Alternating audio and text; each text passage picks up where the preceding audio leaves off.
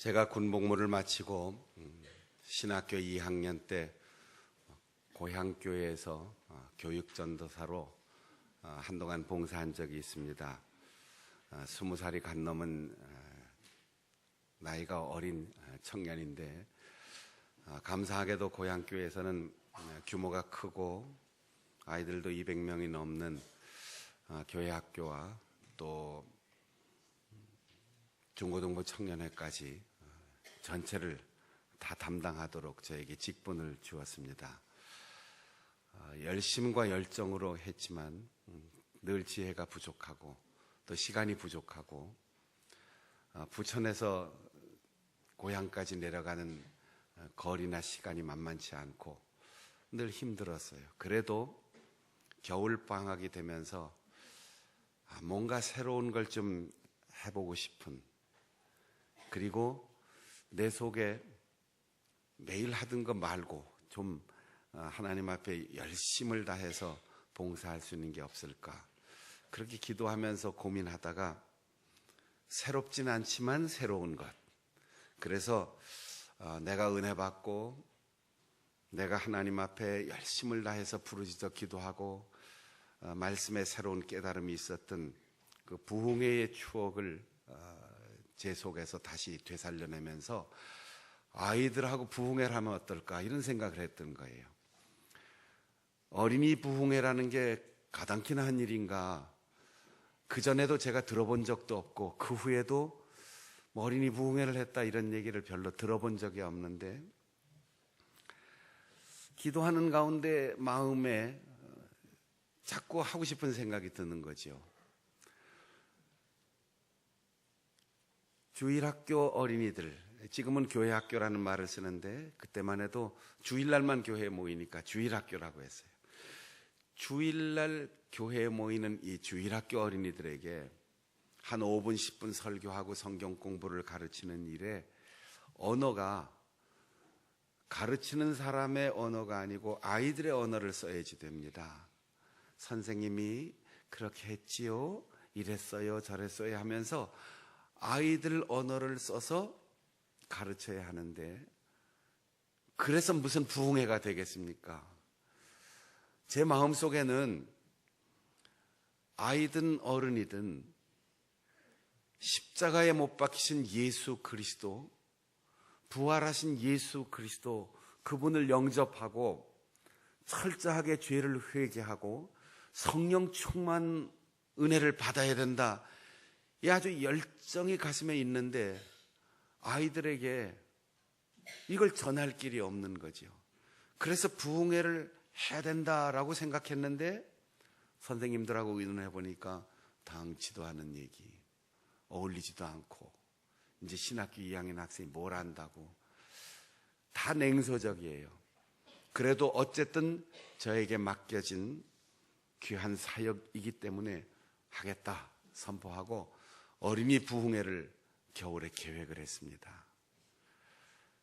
그런데 정작 다른 사람들이 다 동의해주고 끌려오는 듯한데 저에게 고민이 생겼어요. 걱정이 생겼어요. 어떻게 해야 되는지 모범을 본 적도 없고 들은 바도 없는데 유년부에서 초등부까지 1학년부터 6학년까지 아이들을 데리고 부흥회를 어떻게 해야 되는지, 그래서 정작 밤마다 하나님 앞에 무릎 꿇고 기도하는 겁니다. 하나님, 어떻게 하면 좋을까요? 어떻게 해야 됩니까? 고민이 계속 되는 거죠. 그래도 별 뾰족한 수가 없었어요. 마침내 그날이 왔습니다. 어린이 부흥회를 해야 되는 그날이 왔어요. 교사들도 다 걱정이고 담임 목사님도 그 젊은 혈기로 뭘 하는 것 같은데 걱정이야. 그날 낮 시간부터 시작하는데 정작 아이들은 교회로 모여들고 선생님들은 출석을 부르고 아이들과 함께 준비하고 찬송하고 하는데 나는 마음에 무거운 짐이 사라지질 않고 기쁨과 확신이 없어요. 그래서 시작하는 시간 1시간 전까지도 기도실에 들어가서 혼자서 기도합니다. 하나님, 어떻게 해야 됩니까? 나는 어떻게 해야 되는 줄 알았어요. 무언가 지혜를 얻어야 하는 줄 알았어요. 기도하다가 지난주에 설교했던 사도행전 2장의 말씀이 나에게 다가오면서, 그래, 베드로가 설교할 때 지중해 연안 세계 각국에서 온 사람들이 다 자기 나라 말로 알아들었는데, 내가 못 알아듣는 방언은 했는데 우리 친구들과 모여서 밤새도록 기도하다가 다 아무도 알아듣지 못하는 방언을 했는데, 베드로는 알아듣는 소통의 방언을 했습니다. 우리 아이들이 나이가 나와 차이가 있고 쓰는 언어의 수준의 차이가 있는데, 내가 낮추지 못하는데 아이들이 알아듣는 소통의 방언의 은사가 나타나게 하옵소서. 그 기도가 나온 거예요. 그리고는 아이들을 대상으로 교회학교 한 200명 정도 아이들이 모여서 늘 박순영 선생님이, 교육전사님이 재미있는 동화도 해주고 재미있는 얘기도 해주고 율동도 해줬는데 오늘은 뭘 해줄려나, 이런 기대를 가지고 저를 바라보고 있어요. 저는 어린 아이의 언어를 싹 버렸어요. 그리고 내가 은혜 받은 대로, 내가 확신을 가진 대로 어려운 신앙의 어른들의 용어로 나를 위하여 십자가에 죽으신 예수, 죽음을 이기고 부활하신 예수, 우리의 죄를 회개해야만 성령의 충만한 은혜를 주시는 복음을 힘써 전하기 시작했어요. 그런데 하나님께서 소통의 기적을 주셨습니다. 아이들이 아이들의 용어를 쓰지 않았는데 알아들었어요. 이해했어요. 그리고 말씀 앞에 부딪혀 아이들이 마룻바닥을 치고 눈물 흘리면서 죄를 시인하고 회개하기 시작했어요. 나는 어른들만 회개해야 된다고 생각했어요. 아이들이 무슨 죄가 있을까? 그런데 아이들이 죄를 회개하고 그리고 변화되어 집으로 돌아갔는데, 부흥회가 끝난 다음 부모님들이 교회 와서 저에게 물었어요. 무슨 일이 있었느냐고. 무슨 일이 있었느냐고. 애들이 왜 저렇게 달라지고 성숙하고 집에 와서 부모님들한테 뭘 그렇게 잘못한 게 많은지 하나씩 하나씩 얘기하면서 죄를 회개하는데 무슨 일이 있었느냐는 거예요. 방언의 은사가, 소통의 기적이, 그리고 복음의 말씀은 언어와 계층과 나이와 상관없이 그대로 가슴에 꽂힌다는 사실을 알게 되었습니다. 베드로가 성령 충만하여 예루살렘 거리에 나가 복음의 말씀, 예수 그리스도의 십자가의 은혜와 부활하신 예수 그리스도의 복음을 전할 때 그의 출신이 예루살렘 수도권 출신으로 표준말을 쓰는 사람이 아니었을 겁니다. 그가 당대 최고의 학자에 의해서 교육을 받은 학문적인 언어가 아니었습니다. 사람들이 객관적으로 그를 인정하고 그의 말을 들을 이유가 아무것도 없었습니다. 그러나 예수의 이름, 복음이 듣는 사람의 귀를 열어주었고 눈을 열어주었고 마음을 열어주었습니다. 초대교회는 철학의 본산지인 아테네까지 이 예수의 복음으로, 성령의 충만한 능력으로 철로 군대로 세계를 정복한 나라를 사랑으로 정복하였습니다. 베드로와 제자들을 능력 있게 하고 새롭게 한 것은 논리나 이론이나 글이나 말이 아니라 성령의 충만한 은혜에서 비롯된 것입니다. 예수님과 3년 동안 동고동락하였습니다. 예수님으로부터 직접 가르침을 받았습니다. 다양한 기적을 목격하고 예수님의 은혜의 사건을 경험하였습니다. 부활하신 주님을 만났고 증인이 되었습니다. 그러나 두려웠습니다. 그러나 망설였습니다. 부활의 주님을 만나고도 무엇을 해야 할지 알지 못하여 디베리아 바닷가로 돌아가 물고기를 잡고 있었습니다.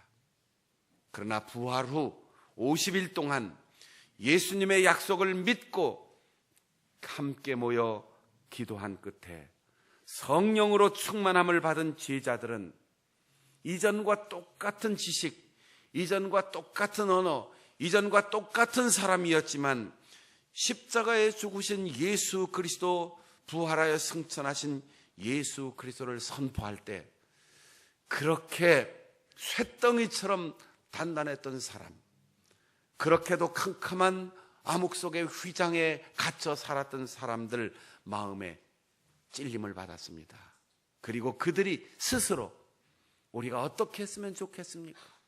우리가 어찌할꼬 스스로 의문을 가지고 사도들 앞에 나왔습니다. 너희가 회개하고 주 예수 그리스도의 이름으로 세례를 받으라. 그리하면 성령을 선물로 받을 것이다. 베드로는 외쳤습니다. 세례란 말은 지난주에 설명한 것처럼 단순한 예식, 교회에 반복되는 습관적인 종교 행위가 아니라 목욕한다, 푹 빠져서 물든다 라는 말로부터 시작된 것이라고 설명을 드렸어요. 예수의 이름으로 그들에게 덕지덕지 앉았던 모든 죄의 때를 깨끗하게 씻어냈습니다. 그리고 세상의 학문과 다양한 외국의 경험과 철학으로 물들어 있던 그들의 상식이 다 빠져나가고 오직 십자가에 죽으신 예수 그리스도 그분으로 완전하게 물이 들었습니다. 그런 사람들이 모여서 이룬 공동체를 드디어 교회라고 말하고 있습니다. 세상의 모든 사람들이 다양한 정보, 빠른 정보, 그리고 새로운 것을 추구합니다. 그러나 교회는 새로워 보이지만 새로운 것이 아닙니다. 새 것인 것 같지만 새 것이 아닙니다. 원래의 자리로 돌아가는 것이고, 교회는 초대교회의 모범을 따라서 지키는 것이고, 원래의 것을 놓치지 않는 것, 그것이 참된 신앙이고 교회의 원리입니다. 초대교회는 힘쓰는 교회였다. 이게 누가가 기록한 문서에서 초대교회의 특징을 한마디로 얘기하는 거예요. 따라해 보겠습니다. 힘쓰는 교회, 힘쓰는 교회, 힘쓰는 교회. 뭐에 힘썼냐? 주먹을 쓴 것도 아니고 언어의 폭력을 행사한 것도 아니고 여기저기 분주히 돌아다니면서 고자질하고 험담하고 사회적인 이슈를 날아다니고 그리고 내 소원과 내 욕망을 드러내는 그런 일에 힘쓰는 공동체가 아니었습니다.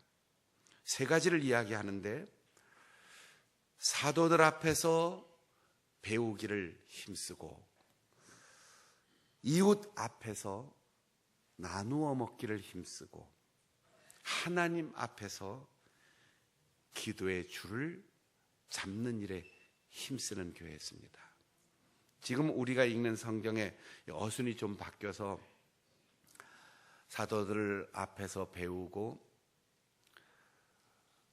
교제하고 떡을 떼고 오로지 기도하는 일에 힘쓰니라. 이래서 기도하는 일에만 힘쓰고 나머지는 여벌로 따라오는 것, 이렇게 이해할 수 있는데, 신약 성경 헬라어 성경을 보면 이 힘쓴다는 말이 맨 앞에 나와 있어요. 그리고 나머지 사도들 앞에서 배우고 이웃과 나누는 교제, 그리고 하나님 앞에 기도, 이렇게 되어 있기 때문에 세 가지 다 힘썼다는 얘기예요. 초대교회는 해야 할 일이 참 많았을 겁니다. 예수님의 고난과 예수님의 죽음과 예수님의 부활을 증거하고 목격하고, 그리고 그 증언에 의해서 150명의 핵심 멤버에 한꺼번에 3,000명이나 더해지는 이 폭발적인 증거 앞에서 얼마나 해야 될 일이 많았겠어요. 교적부도 만들어야 되지요. 컴퓨터 입력도 시켜야 되지요. 앉기 편한 의자도 사야지 되고요.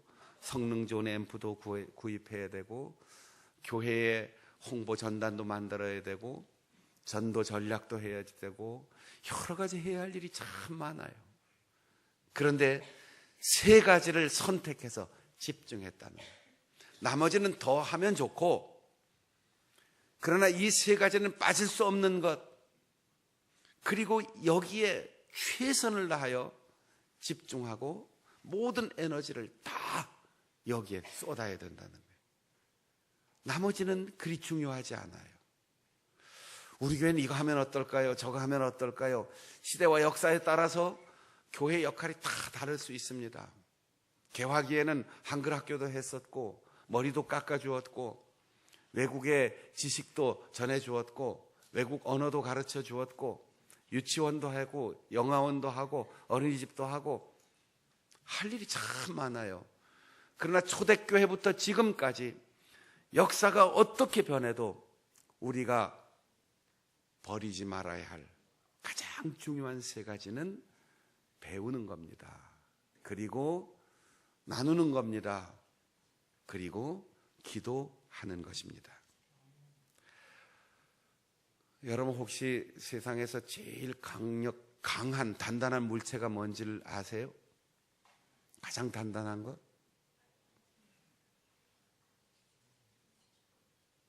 얘기해 보세요. 뭔가 가장 단단한 것. 내 고집, 내 아집, 내 편견.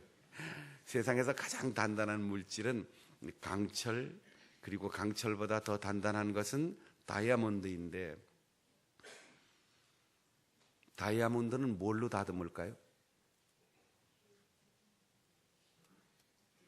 2부 예배 때 물어보니까 다이아몬드는 다이아몬드로 다듬는다고 그러는데, 제가 처음 듣는 얘기 같아요.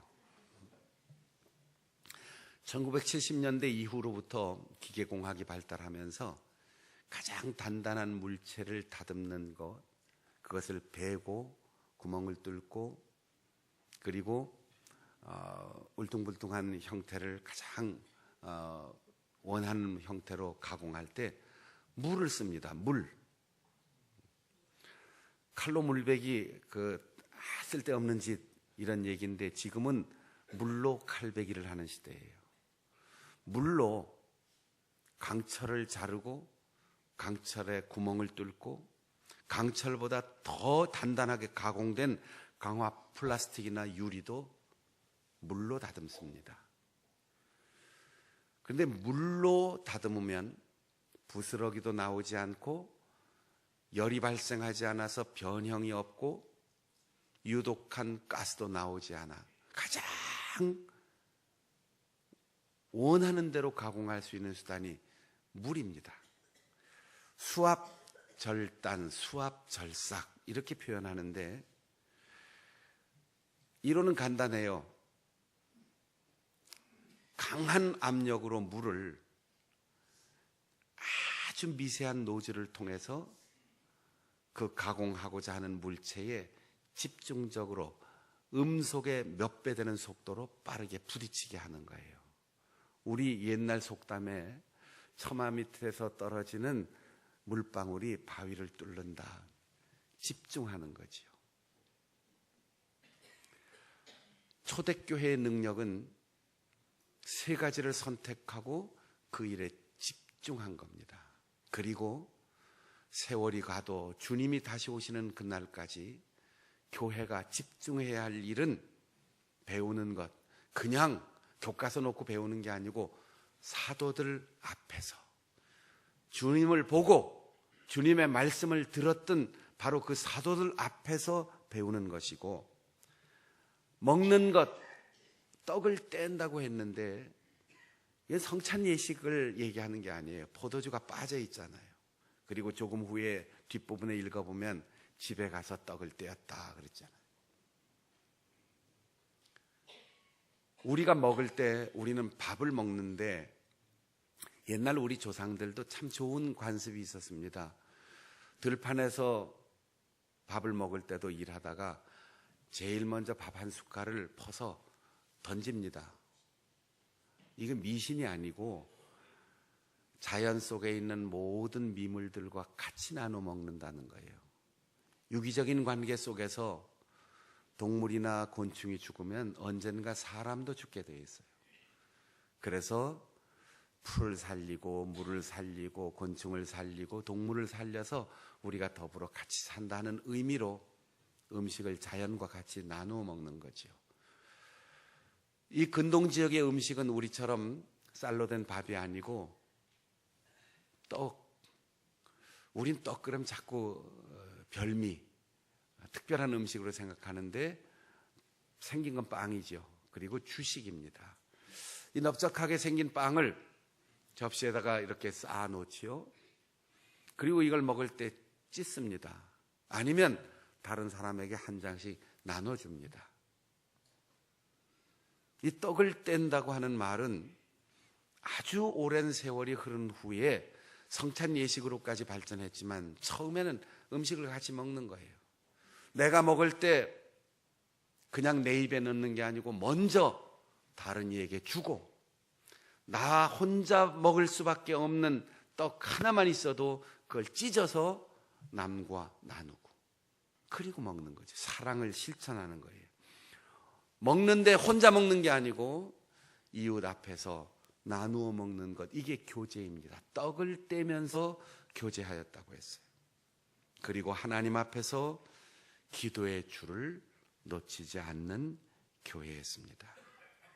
사랑하는 성도 여러분, 우리 교회가 해야 할 일이 많이 있지만, 그리고 아쉬운 점도 많이 있지만, 우리 모든 성도들이 독학하는 사람이 아니라 예배와 성경 공부에 모든 시간 함께 모여 사도들 앞에서 배우는 교회가 될 수 있기를 바랍니다.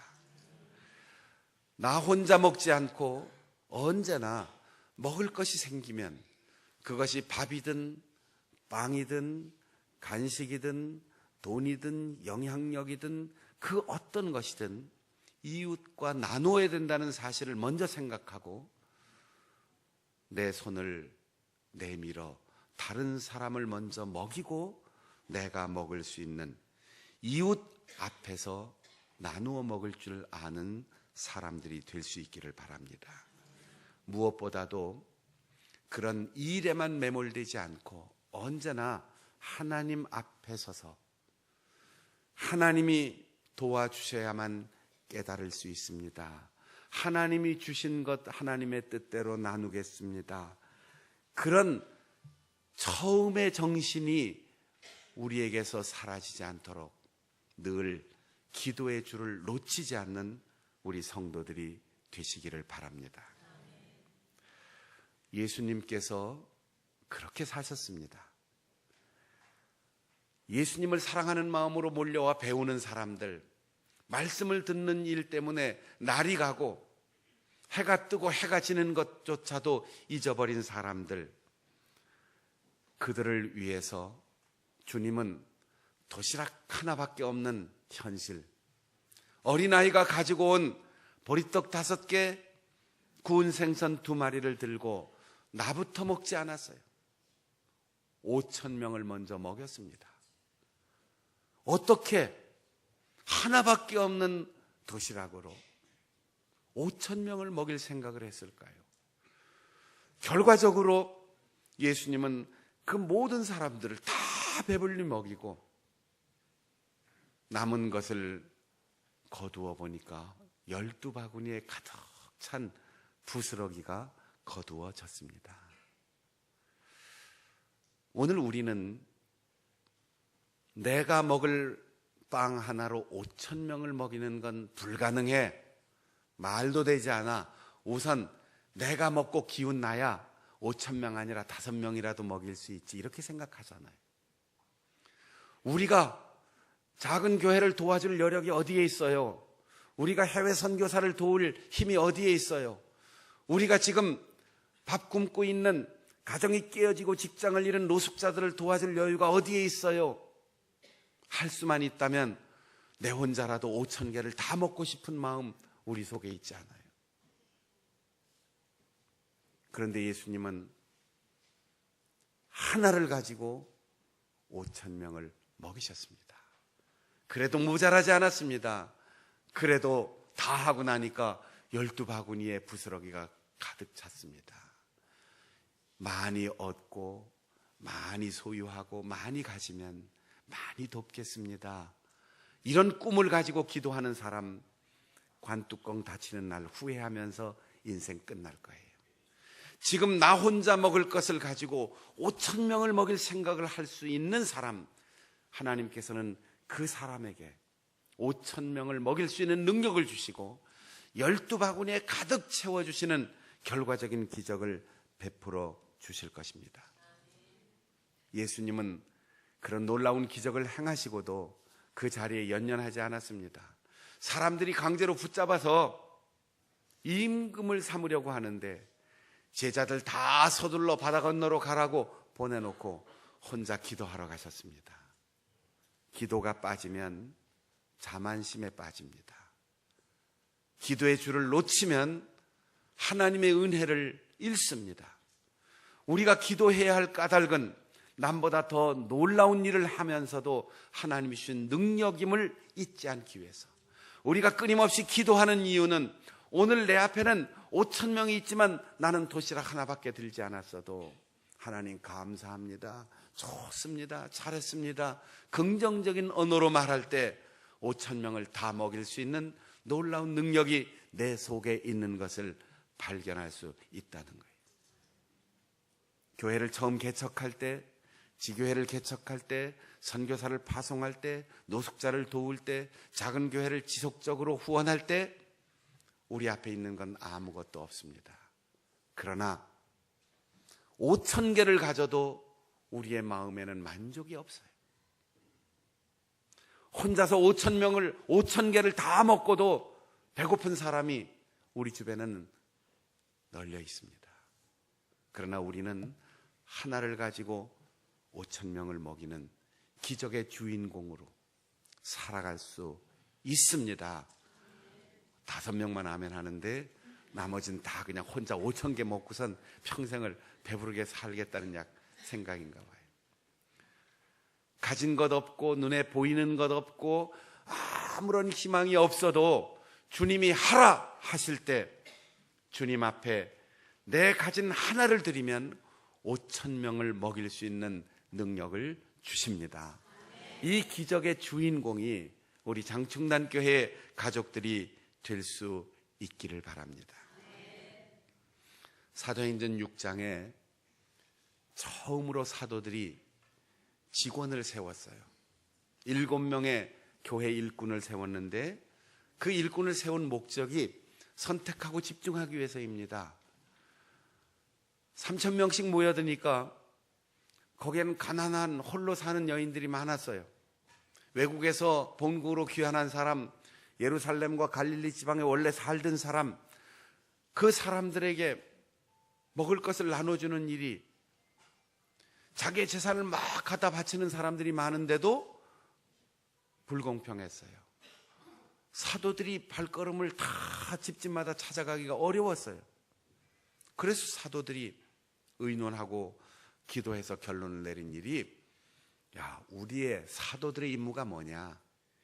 말씀 사역, 기도의 줄을 붙잡는 일, 이 두 가지가 우리가 놓을 수 없는 가장 중요한 우리만의 사역인데, 사람들을 돌아보고 돈을 거두고 나누고 분배하고 음식 사주고 사람들을 위로해 주는 것은 우리가 하지 않고 교회 직원들을 세워서 분담하자.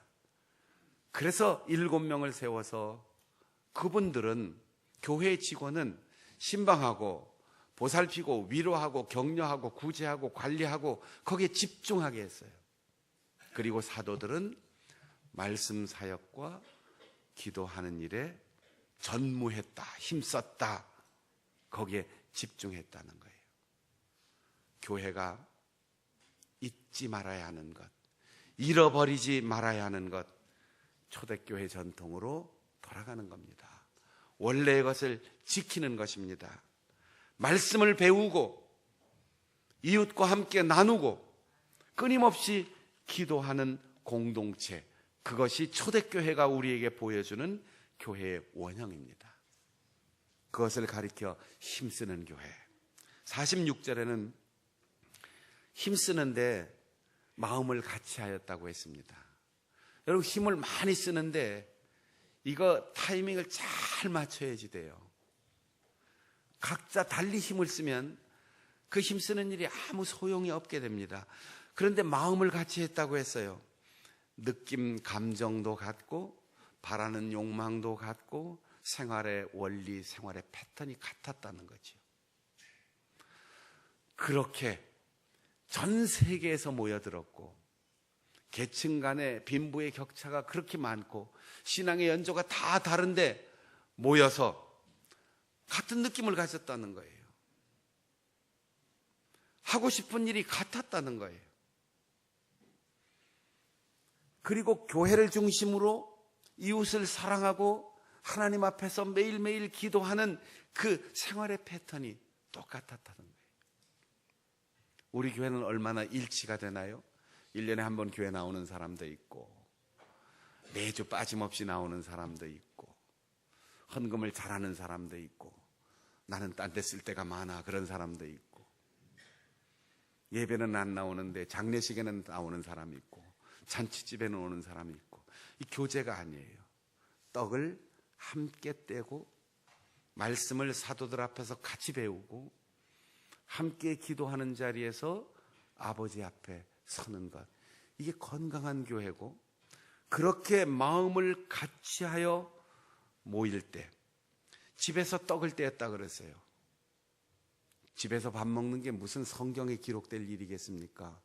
집에서 떡을 뗀다는 말은 교회에서도 나눈 일에 힘썼는데 집에 가서도 구역별로 모여서 같이 먹고 이웃을 돌아보고, 교회가 전체적으로 하는 일이 조금 미흡하면 여전도회에서, 남전도회에서, 구역에서, 각 기관에서 그렇게 나눔을 실천하면서 집에서도 작은 교회처럼 함께 교회의 사역을 나누었다는 겁니다. 그래서 결과적으로 믿지 않는 이웃 사람들이 다 보고 부러워하고 칭찬했다고 했어요. 이 칭송을 받는다라는 헬라어가 카리스인데, 카리스라는 말은 내가 받을 때는 칭찬이고 다른 사람이 호의를 가지고 보는 건데, 그 카리스를 보내는 사람의 입장에서는 왠지 주는 거 없이 받는 거 없이 어쩐지 마음에 들어, 어쩐지 마음이 끌려, 왠지 좋아, 이 매력이라고 하는 말로 번역될 수 있어요.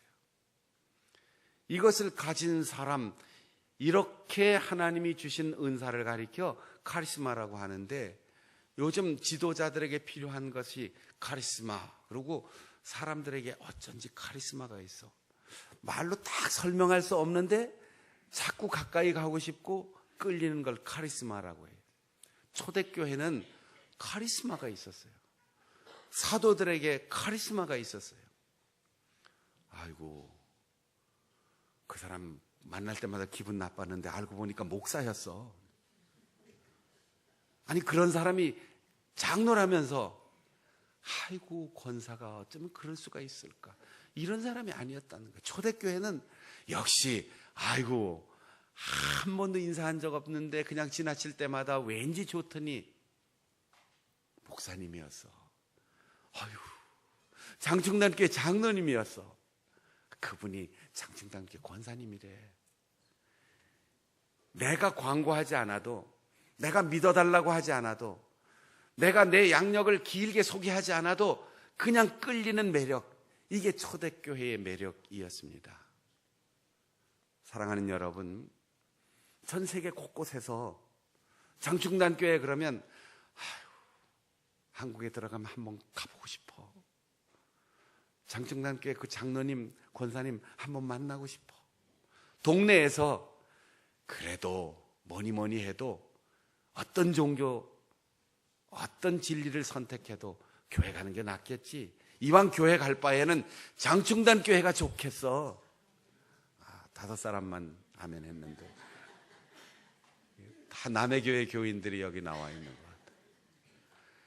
이왕 갈 바에는 장충단교회가 좋겠어. 이런 매력이 있으면 우리가 총동원 전도, 서약 출정식, 문서전도, 특허전도 안 해도 온단 말이에요. 하나님이 모이는 사람을 날마다 더하게 하셨다고 했어요. 교회 부흥은 하나님이 주시는 선물입니다. 선물을 달라고 해서 받는 사람이 어디에 있겠어요? 그냥 이쁘면 자꾸 주고 싶은 거예요. 하나님이 우리 교회에 숫자가 늘어나고 교회가 아름답고 영향력이 확대되는 은혜의 선물을 줄 수 있도록 우리 모든 성도들이 집중하고 또 집중하고 힘쓰는 성도들이 될 수 있기를 바랍니다. 사도들 앞에 모여서 배우기를 힘쓰고 날마다 내 것을 내 것이라고 고집하지 않고 어떻게 하면 나눠줄 수 있을까? 어떻게 하면 도와줄 수 있을까? 나누어 주기를 힘써 교제하는 성도들, 그리고 틈만 나면 우리의 일상에서 늘 하나님을 잊지 않고 그분 앞에 서서 기도하는 일에 힘쓰는 성도들, 따라해 봅시다. 힘쓰는 교회, 사도들 앞에 배우기를 힘쓰는 교회, 이웃들 앞에 나눔을 힘쓰는 교회, 하나님 앞에 기도의 줄을 잡는 교회, 그렇게 힘쓰는 교회로 우리가 하나님 앞에 서 있으면 믿지 않는 사람, 이 지역사회의 많은 사람들이 왠지 장충단교회가 좋아, 왠지 가고 싶어, 그 장로님 옆에 가고 싶어, 그 권사님하고 손잡고 싶어, 그런 사람들이 모인 교회 목사는 얼마나 행복할까, 그 말씀을 듣고 싶어, 이렇게 매력이 있는 칭찬이 넘치는 우리 교회 되어서 오늘 내일 그리고 변함없이 이 부흥성회를 통해서, 그리고 우리 자녀 양육을 통해서 초대교회의 전통을 확보하고 길이 물려줄 수 있는 우리 장충단교회 모든 성도들이 되시기를 바랍니다. 기도하겠습니다. 함께 통성으로 기도할 때에 복음의 진리를 깨달아 배우기를 힘쓰고 나누기를 힘쓰고 기도하기에 힘쓰므로 한 마음으로 주 앞에 헌신하여 매력 있는 성도, 칭찬받는 교회로, 그래서 하나님 앞에 놀라운 교회 성장과 부흥의 역사를 선물 받는 우리 교회 되게 하여 주옵소서. 오늘부터 시작되는 부흥성회를 통하여 더 큰 은혜와 능력을 경험하게 하시고 우리의 자녀들을 믿음의 유산, 신앙의 기업의 상속자로 세워주시옵소서. 그렇게 통성으로 기도하겠습니다.